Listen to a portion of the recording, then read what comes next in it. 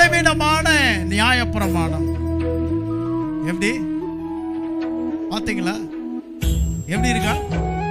பலவீனமான நியாயப்பிரமாணம். ஏன்னா நான் முந்தைய சொல்லிட்டேன், இந்த நியாயப்பிரமாணம் கை நீட்டி நீ பாவின்னு மட்டும் சொல்லி சுட்டி காட்டுச்சே ஒழிய பாவத்திலிருந்து விடுதலையாக்குகிற வழிய வேற ஒரு மிருகத்துக்குள்ள காமிச்சது அந்த நியாயப்பிரமாணம்.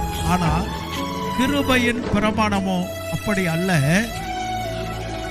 அந்த பாவத்திலிருந்து விடுதலையாக்கப்படுகிற அந்த கிருபையை தானே தன் சொந்த சரீரத்தில் அவர் ஏற்றுக்கொண்டபடியினாலே இப்போ நீ பாவிங்கிற வார்த்தையை உன்னை சுட்டி காட்டுறதுக்கு பதிலா அவர் என்ன செய்யறாரு அப்படின்னா, நீ பாவிங்கிற வார்த்தைக்கு பதிலா அவர் சொல்றாரு, உன் பாவத்திற்காக நான் பலியாயிட்டேன்.